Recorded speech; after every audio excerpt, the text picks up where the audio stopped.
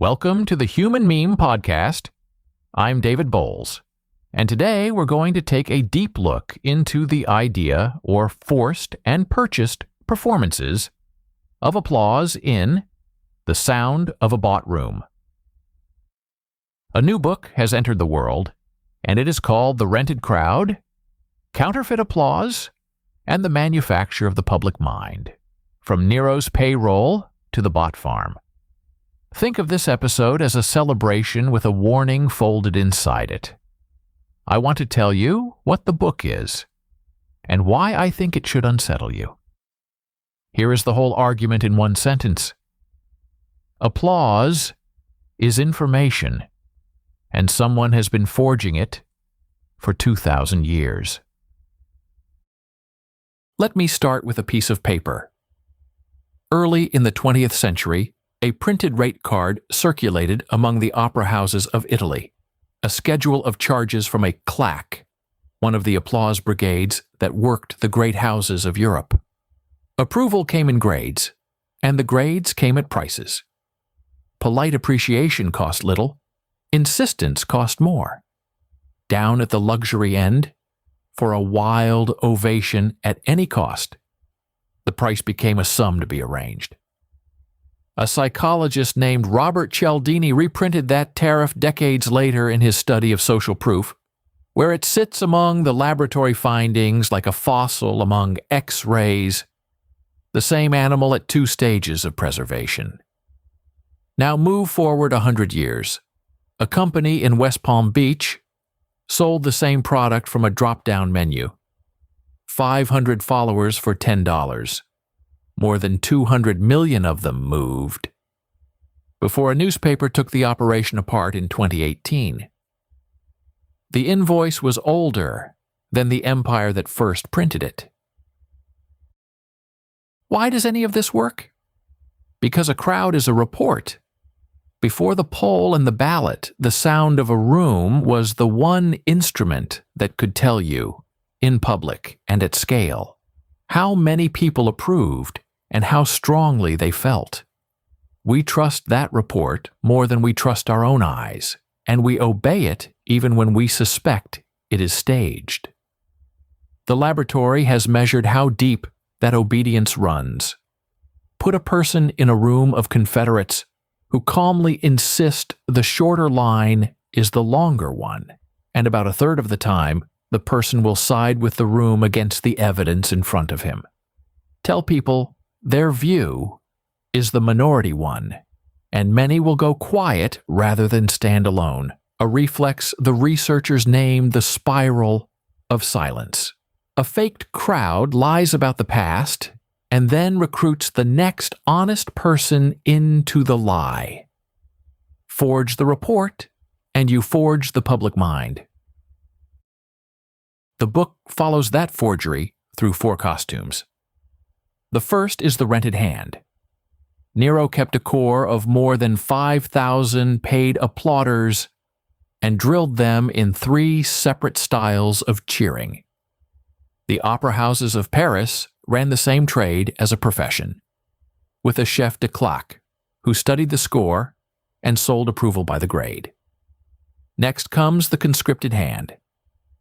Here no one needs to buy the applause, because the state can simply require it. The ovation a citizen could be punished for refusing to give. After it comes the recorded hand.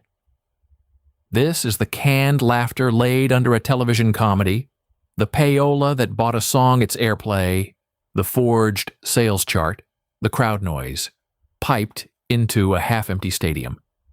Last is the counted hand, the one we live inside. This is the follower factory, the 5-star review bought for a few cents, the server racks that applaud by the million with no human palm involved. 4 costumes. 1 trick. 20 centuries.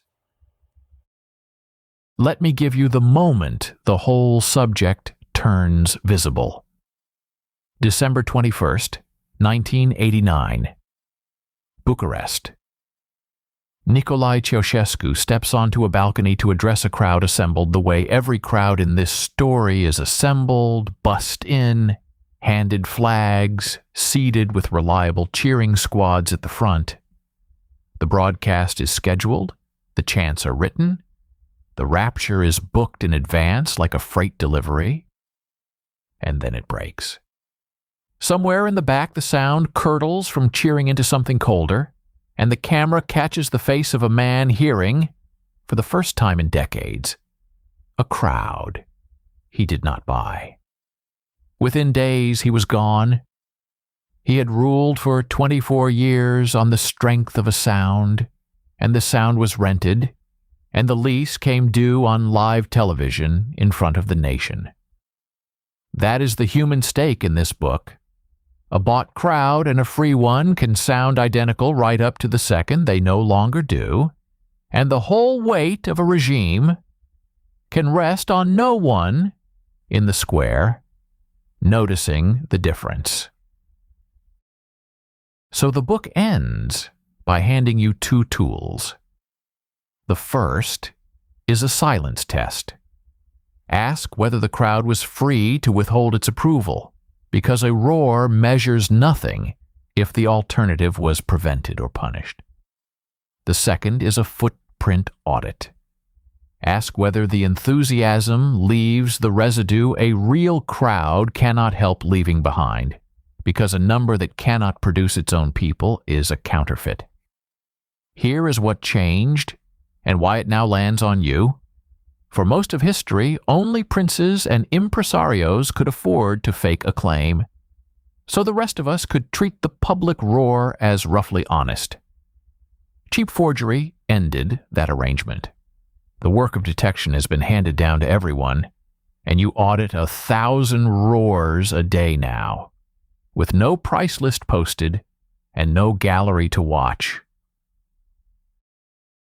The Rented Crowd is available now from Amazon in a Kindle edition and a paperback, and through bowlesbooks.com, where you will also find the full reading edition. A crowd can still move you honestly, and most of the applause in your life is real. The book asks only that you keep the question open, so the manufactured roar cannot pass for the true one. I wrote it for anyone who has ever stood in a loud room and wondered, quietly, whether the noise was real. Listen for the crack. Check the footprints. And remember that the most radical thing you can withhold from a performance is your applause.